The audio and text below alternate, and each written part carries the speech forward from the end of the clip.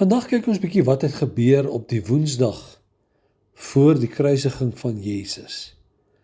Daar was belangrike gebeure en dit word algemeen in die kerklike tradisie genoem Heilige Woensdag. Ons vind op daardie dag Judas se verraad. Judas het immers na die hoëpriesters gegaan en ingestem om Jesus oor te gee in ruil vir 30 silwerstukke. Ek wonder vandag wat sê hierdie dag vir jou en my. Ons wat nou terugkyk na sy kruisiging. Dan wanneer ons in ons optrede elke dag ander mense te nakom, ander mense beskinder, ander mense nie gun wat hulle toekom nie, ander mense afkraak oor wie hulle is en wat hulle is en 'n oordeel oor hulle vel, is ons dan ook besig om Jesus vir 30 silwerstukke te verruil?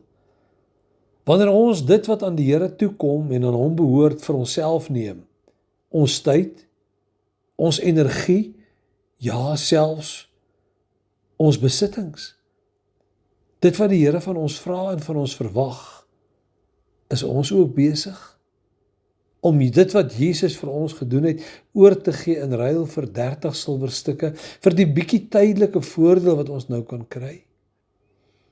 Ja, hierdie daad het die Woensdag ook die naam van Spioenwoensdag besorg. Aangesien Judas as 'n spioen onder die disippels opgetree het. En daardie dag het Jesus ook volgehou om te leer in Jerusalem. Hy het volgens die evangelies aangegaan om hierdie dag te waarsku. Hy het teen skynheiligheid gewaarsku, van die komende oordeel gepraat en die waaksaamheid en getrouheid beklemtoon. En ek wonder soms as ons so maklik ander mense se sonde uitwys, of ons nie ook dalk as skynheilig beskou word nie. Of ons nie dalk ook geld by die woorde van Jesus, van buite af lyk julle soos wit gepleister, maar van binne vol doodsbeendere. Die komende oordeel. Dink ons steeds daaraan, dat vandag die laaste dag van my lewe kan wees?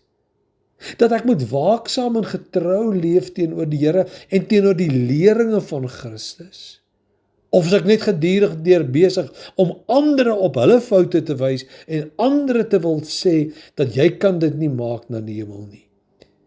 Iemand het die ander dag vir my direk op die foon gesê, hierdie persoon sal nie in die koninkryk van God ingaan nie. En ek het so gewonder of hy sy hand in eie boesem kon steek en of hy in die spieël sou kyk en kon sien dat in sy eie oog daar ook 'n balk steek, terwyl hy die splinter uit sy broer se oog wil uithaal. Natuurlik op daardie Woensdag het die disippels ook begin voorberei vir die laaste avondmaal, die laaste Pesach maaltyd, wat op daardie donderdag gehou sou word.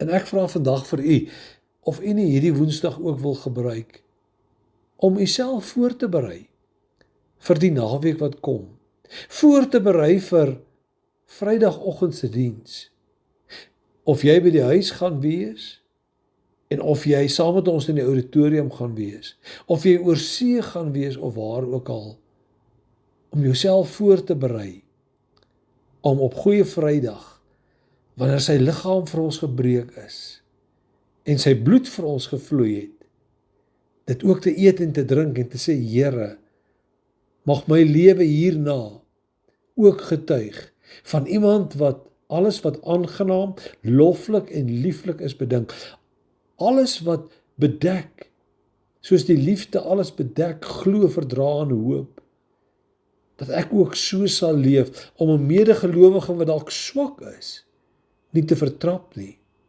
maar te beskerm. Iemand het eenmaal gesê dat 'n jong Christen het op 'n pad geloop en skielik het hy gestruikel. En Satan het vir 2 engele wat hom wou ophelp gesê, julle het nie nodig om hom op te tel nie. Die Christelike kerk sal hom klaarmaak. You don't need to lift him up. The church will finish him off. Ek vra vandag vir u, gaan ons by daardie dag kom, wanneer die liefde van die Here so groot in ons sal wees, dat ons met weemoed en met hartseer sal kyk en sal luister, en hulle wat swak is, sal dra, want Paulus sê op julle wat sterk is, rus die verpligte om die wat swak is te dra, en julle wat meen dat julle staan, pas op, dat julle nie val nie. Here, gee dat hierdie Paasfees ook 'n Paasfees sal wees, wat nie net vir my 'n lekker fees is en 'n mooi diens is nie, maar waar u ook in my gees inspreek en my help om raak te sien, wat u nie langer in my lewe wil verdra nie. In Jesus naam, amen.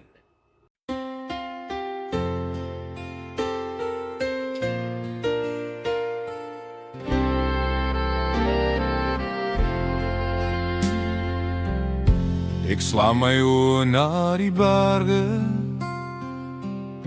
wie sal my lei vandag? Here, hoor my stil gebed, kom dra my deur die nag. My hulp kom van die Here, die Skepper van hemel en aarde. Hy waak oor elke tree, hou my vas in sy hand. Die son sal my nie brand nie, die nag sal my nie vrees bring. Hy staan by dag en nag, sy liefde sal my beskerm. Ek slaan my oë na die berge, wie sal my lei vandag? Here, hoor my stil gebed, kom dra my deur die nag. Hy roep, kom na my toe, julle wat moeg geword het. Ek gee vir jou rus en vrede, my juk is lig, liefde groot. Wanneer ek struikel, tel hy my op.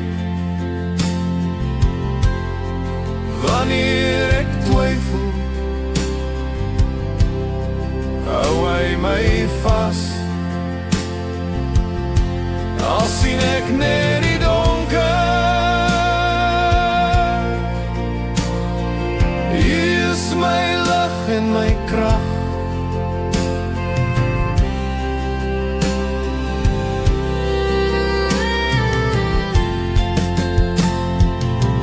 Vir die wat swaar deur nagte gaan, vir die wat sukkel met pyn, sy krag sal jou dra. Trane word sy lied van hoop. Ek slaan my oë na U, Here, waar kom my hulp vandaan? U is die een wat my help, hou my vas in sy hand.